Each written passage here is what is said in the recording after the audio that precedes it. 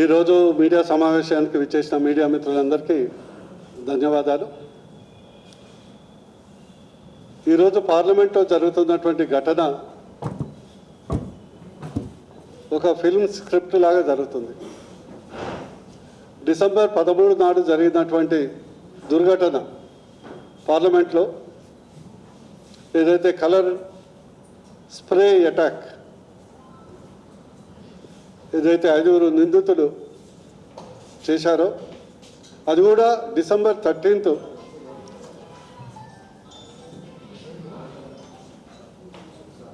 ప్రత్యేకంగా 2 దశాబ్దాల క్రితం ఎప్పుడైతే టెర్రరిస్టులు పాకిస్తాన్ ప్రేరేపిత టెర్రరిస్టులు పార్లమెంట్ అటాక్ని 100% ఒక కుట్ర కొన ఉంది. అందుకొరకే మోడీ గారు అమిత్ షా గారు దీంట్లో పాత్రదారులు ఎవరో కుట్రదారులు ఎవరో అంటే పాత్రదారులు ఎవరో కుట్రదారులు ఎవరో తేలవటానికి దర్యాప్తు సంస్థలకు స్పీకర్ గారు ఓం బిర్లా గారు ఇవ్వటం జరిగింది.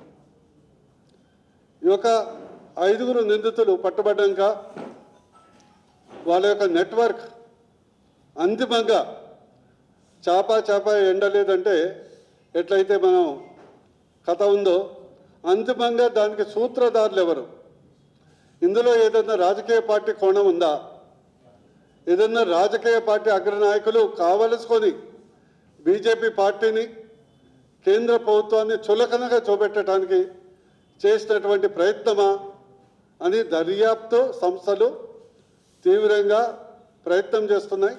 ఆ రిపోర్ట్ కొరకు అందరూ ప్రధానమంత్రి గారు కానీ అమిత్ షా హోంశాఖ మంత్రి కానీ వెయిట్ చేస్తున్నారు. ఈ మధ్యన మీరు ప్రెస్లో కానీ మీడియాలో చూడటం జరిగింది. నిందితులు చెప్పేది నిరుద్యోగ సమస్య చాలా ఆశ్చర్యకరంగా ఉంది. నిరుద్యోగ సమస్య అదేదో స్వాతంత్ర ఉద్యమం భగత్ సింగ్ చేసినట్లు ఒక దాని కలరింగ్ చేసింది మాత్రం ఫోన్ల ధ్వంసం. వారు వాడినటువంటి ఫోన్లను పలగొట్టడమే కాకుండా కాల్చటం. అంటే దానిలో గతంలో వాళ్ళు ఉన్నటువంటి కాల్ డేటా ఏదో ఈ దర్యాప్తు సంస్థలు బయటికి తీయకుండా అన్ని జాగ్రత్తలు పడటం అంటే 100% దీని వెనుక కొన్ని బలమైనటువంటి సూత్రధారులు ఉన్నారు. కేవలం కేంద్ర ప్రభుత్వాన్ని బీజేపీ పార్టీని చులకన చూపెట్టడానికి చులకన చేయడానికి చేసినటువంటి ప్రయత్నమే.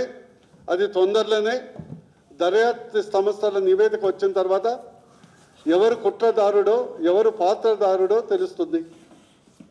అది తెలుస్తుందని భయంతో మన 3 అసెంబ్లీలో ఘోరంగా ఓడిపోయినటువంటి కాంగ్రెస్ పార్టీ దాని తోకలైనటువంటి ఇతర పార్టీలు ఓటమిని డైవర్ట్ చేయడానికి ప్రజల దృష్టిని డైవర్ట్ చేయడానికి చేసే రభసనే ఈరోజు విపక్షం చేస్తుంది. నేను ఈ సందర్భంగా మీ ద్వారా ఏదైతే అక్కడ రభస చేస్తున్నటువంటి ప్రతిపక్ష నాయకులకు అడగదలుచుకున్నా, మీరు దర్యాప్తు సంస్థలకు అవకాశం ఇవ్వరా, టైం ఇవ్వరా? ఇప్పుడు అమిత్ షా గారు స్టేట్మెంట్ ఇస్తారు. ఏమిస్తారు? జరిగినటువంటి సంఘటన మొత్తం 140 కోట్ల మందికి ప్రజలకు తెలుసు. దర్యాప్తు సంస్థల యొక్క రిపోర్ట్ వచ్చిన తర్వాతనే కదా హోంశాఖ మంత్రులు ఒక నిర్దిష్టమైనటువంటి ఇందులో పాత్రదారులే కాకుండా సూత్రధారులు ఎవరు ఉన్నారు, కాల్ డేటా ఏమున్నది, ఎవరెవరితో మాట్లాడారు.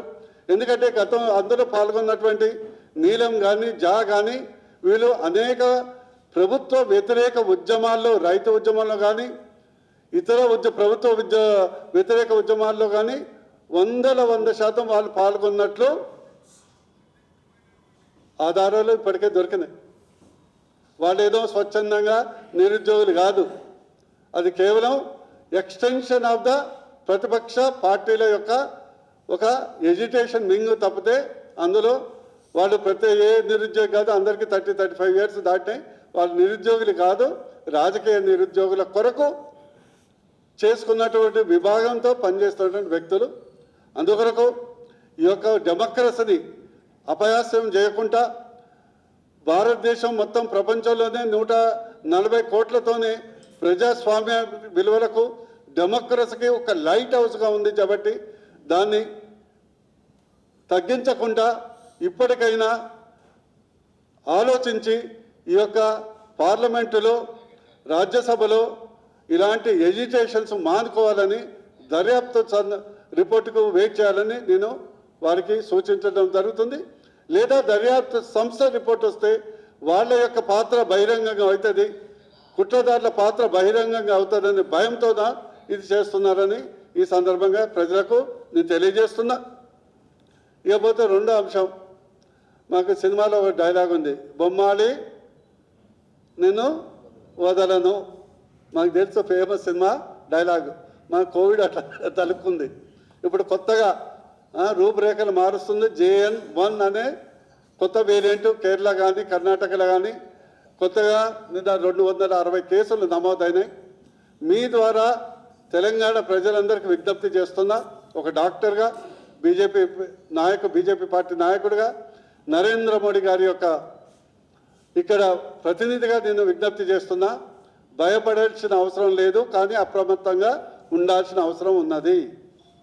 భయపడాల్సిన అవసరం లేదు, కానీ అప్రమత్తంగా ఉండాల్సిన అవసరం ఉంది. దయచేసి ఇప్పటికే మనం 220 కోట్ల వ్యాక్సిన్స్ మోడీ గారు ఉచితంగా భారతదేశ ప్రజలకు ఇవ్వడం జరిగింది కాబట్టి మనకు ఆల్రెడీ రెసిస్టెన్స్ పవర్ చాలా ఉన్నది. ఈ వేరియంట్ మారింది కాబట్టి దయచేసి ఎవరికైతే సివియర్గా కోల్డ్ అండ్ కాఫ్, దగ్గు, జ్వరం, జలుబు ఉన్నదో వారు దయచేసి ఇంటికి పరిమితం కాండి. మాస్క్ వాడండి. ఖచ్చితంగా మీరు దాన్ని వ్యాప్తి చెందకుండా నిరోధించడంలో మీరు సహకరించిన వాళ్ళు అవుతారు. మళ్ళీ ఒకసారి చెప్తున్నా, భయపడాల్సిన అవసరం లేదు, కానీ అప్రమత్తంగా ఉండండి. గుంపులో ఎక్కువ పోయినప్పుడు దయచేసి ఎవరైతే కోల్డ్ అండ్ కాఫ్ ఉన్నదో వాళ్ళు దయచేసి గుంపులోకి వెళ్ళకుండా మాస్క్ ధరించి వీలైతే అవాయిడ్ చేయండి అని నేను విజ్ఞప్తి చేయడం జరుగుతుంది.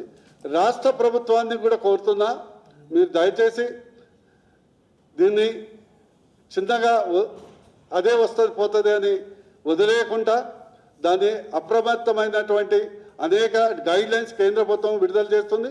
దాన్ని తూచా తప్పకుండా పాటించి తెలంగాణ రాష్ట్రంలో, భారతదేశంలో కోవిడ్ మళ్ళా విజృంభించకుండా, నూతన రూపంలో వ్యాప్తి చెందకుండా మీరందరూ సహకరించాలని, రాష్ట్ర ప్రభుత్వం కూడా మేలుకోవాలని నేను విజ్ఞప్తి చేస్తున్నా.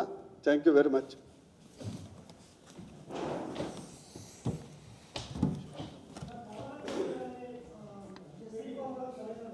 ఏమండి, సస్పెండే చేశారు కదా, డిస్మిస్ చేయలే కదా. సస్పెన్షన్ మామూలు, అది కేసీఆర్ సభలా కాదు కదా. అది కూడా ఒక పరిధి దాటింది కాబట్టి ఆ మాత్రం 2 రోజులకు 3 రోజులకు సస్పెండ్ చేశారు. ఇంకేముంది, పార్లమెంట్ ఎప్పుడు ఉంది? 2 రోజులే కదా, 22nd కదా. అంతేగాని మొత్తం సెషన్ మొత్తం చేయలే కదా. మన పార్లమెంట్ ఎప్పుడు కేసీఆర్ అసెంబ్లీ లాగా అయితే నడవలే కదా. ఎప్పటికీ పార్లమెంట్ అంటే పార్లమెంటు లాగా నడుస్తుంది. ఇంకో అంశం నేను విజ్ఞప్తి చేస్తున్నా, మా కేంద్ర ప్రభుత్వం 13,000 కోట్లతోని విశ్వకర్మ యోజన ప్రవేశపెట్టింది. అద్భుతంగా నడుస్తుంది. అది ఏదైతే 12-18 వృత్తులు ఉన్నాయి, దాన్ని ఇప్పటికే 13,000 కోట్లు వచ్చే బడ్జెట్కు ముందరనే ఖర్చు పెట్టాలని కేంద్ర ప్రభుత్వం కృతనిశ్చయంతో ఉంది. దయచేసి ఆ యొక్క 18 వృత్తుల వాళ్ళు నమోదు చేసుకుంటే డిసెంబర్ ఎండింగ్ వరకు, వచ్చే జనవరిలో వాళ్ళందరికీ శిక్షణ ఇవ్వటం, 15,000 రూపాయలు టూల్ కిట్ ఇవ్వటం, ఛార్జెస్ ఇవ్వటం, అదేవిధంగా ఒక 3 లక్షల రూపాయలు పావుల వడ్డీతో ఇవ్వటం జరుగుతుంది. కాబట్టి ఎవరైతే వృత్తిదారులు ఉన్నారో వాళ్ళందరూ ఆన్లైన్లో నమోదు చేసుకోవాలని నేను విజ్ఞప్తి చేస్తున్నాను.